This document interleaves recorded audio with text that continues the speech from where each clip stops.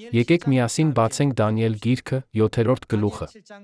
Խնդրում եմ կարդա Դանիել 7-րդ գլուխ 20-րդ համար։ Այսպես ասաց. Չորրորդ գազանը երկրի վրա չորրորդ թագավորությունը լինելու, որը տարբեր պիտի լինի բոլոր թագավորություններից պիտի լափի ամբողջ երկիրը, պիտի ոտնահարի փշրի այն։ Իսկ այդ 10 եղջյուրները 10 թագավորներ են, որ այդ թագավորությունից են ելնելու։ Նրանցից հետո մի ուրիշն է լինելու, որը տարբեր է լինելու առաջիններից 3 թագավորը տապալելու։ Եվ Բարձրյալի դեմ խոսքեր է խոսելու, հյուծելու է ամենաբարձրյալի սրբերին, մտածելու է ժամանակներն ու օրենքները փոխելու մասին։ Եվ դրանք մի ժամանակ, երկու ժամանակ ու կես ժամանակ նրա ձեռքը պիտի մատնվեն։ Բայց դատարանը պիտի բազմի, նրա իշխանությունը պիտի վերցվի։ Այստեղ գրված է. թշնամին, սատանան, որը կանգնած է Աստծու դեմ, կփոխի Աստծու սահմանված ժամանակներն ու օրենքները։ Այլ կերպ ասած, ինչ է նա անելու այն ուխտի հետ։ Նա ամբողջությամբ կփոխի ամեն ինչ, այսինքն ինքը կոչնչացնի։ Քանի որ Հիսուսն արդեն գիտեր, որ ուխտը կկործանվի, կզրպարտվի սատանայի կողմից, նախքան երկինք համբարձվելը, ինչ տեսքով թողեց նա այս ուխտը երկրի վրա։ Նա սա թողեց որպես իր վերջին կտակ։ Նա ուզում էր, որ ճշմարիտ մարդիկ, ովքեր հետում են ճշմարտությանը, երկարում են երկնքի արքայությանը, պահեն այս ուխտը մինչ վերջ։ Ահա թե ինչու նա այս ուխտը նշանակեց իր վերջին կտակի ձով։ Եկեք նայենք այս հարցին Եբրայեցիների 9-րդ գլուխ 15-րդ համարում։ Խնդրում եմ կարդացեք սա։ Եվ դրա համար նա նոր ուխտի միջնորդ է։ Ո՞վ է նա։ Ինչպիսի միջնորդ է Հիսուս Քրիստոսը եկել այս երկիր։ Նա եկավ այս երկիր որպես ուխտի միջնորդ։ Որ ուխտն է դա։ Նոր ուխտը։ Նա նոր ուխտի միջնորդ է։ Քանի որ իր մահը առաջին ուխտի ժամանակ գործված հանցանքների քավության համար եղավ, որպեսզի կանչվածները հավիտենական ժառանգության խոստումն ստանան։ Հավիտենական ժառանգության խոստումն ցույց է տալիս երկնքի արքայություն մուտք գործելու ամենակարևոր բանալին։ Այս բանալին նոր ուխտն է։ Այս ուխտի միջոցով մենք կստանանք հավիտենական ժառանգության խոստումն։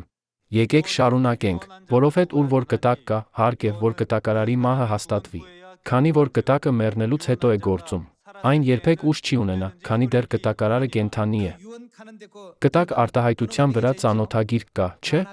Ինչ է ասվում ծանոթագրքում։ Նա հաստատակամորեն սահմանեց ուխտը որպես իր կտակ, որպեսզի մենք պահենք այս ուխտը մինչ վերջ։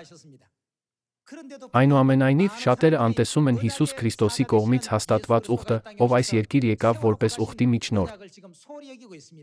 Նրանք չեն գիտակցում ուխտի կարևորությունը։ Եբրայեցիներին 8-րդ գլխում գրված է, որ նրանք, ովքեր չեն ընդունում նոր ուխտը, չեն ապրում նոր ուխտում, չեն կարող կոչվել Աստծո ժողովուրդ։ Կա հստակ պատճառ, թե ինչու մենք պետք է ունենանք այս ուխտը։ Եկեք նայենք Եբրայեցիների 8-րդ գլուխ 7-րդ համարին։ Որովհետև եթե առաջինն անթերի լիներ, ապա երկրորդի համար տեղ չէր փնտրվի։ Եվ նրանց հանդիմանելով ասում է. ահա օրեր կգան, ասում է Տերը, երբ ես Իսրայելի տան, Հուդայի տան հետ նոր ուխտ կկատարեմ։ Աստված հաստատում է նոր ուխտը, բայց ոչ կամայականորեն։ Ուխտը հաստատելու մեջ կա նպատակ, կամք, իմաստ։ Նոր ուխտը այն ուխտն է, որը հաստատեց ուխտի միջնորդ։ Ես Իսրայելի տան, Հուդայի տան հետ նոր ուխտ կկատարեմ։ Ոչ այն ուխտի պես, որ կնքեցի նրանց հայրերի հետ այն օրը, երբ նրանց ձեռքից բռնեցի Եգիպտացիների երկրից հանելու համար։ Քանի որ նրանք իմ ուխտի մեջ չմնացին, ես էլ նրանց նկատմամբ անհոգ եղա, ասում է Տերը։ Որովհետև սա է այն ուխտը, որ այս օրերից հետո պիտի կնքեմ Իսրայելի տան հետ, ասում է Տերը, ես իմ օրենքները նրանց մտքի մեջ կդնեմ, նրանց սրտերի վրա կգրեմ դրանք ու նրանց, ինչ կլինի նա։ Կլինեմ Աստված։ Ինչ ուխտ պետք է ունենանք, որպեսզի Աստված մեր Աստվածը լինի։ Նոր ուխտ ունեցողներին Աստված ասաց. նրանց կլինեմ Աստված։ Նրանք, ովքեր ունեն նոր ուխտը, էլ ինձ ժողովուրդ կլինեն։ Նրանց սրտերի վրա կգրեմ դրանք ու նրանց կլինեմ Աստված, նրանք էլ ինձ ժողովուրդ կլինեն։ Այս պատճառով նա եկավ այս երկիր որպես ուխտի միջնորդ հաստատեց նոր ուխտը։ Սակայն, արդյոք այսօր Հիսուսին հավատացող մարդիկ հավատում են այս ուխտին։ Նրանք նույնիսկ չգիտեն, որ Հիսուսը երկիր է եկել որպես ուխտի միջնորդ։ Նրանք նույնիսկ չգիտեն, թե ինչպիսի ուխտ էր Հիսուսը հաստատել։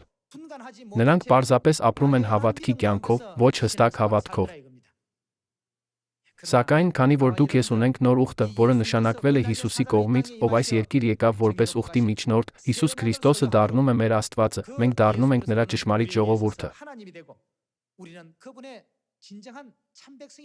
Միայն ճշմարիտ մարդիկ կարող են մտնել երկնքի արքայություն ստանալ Աստծու պաշտպանությունը։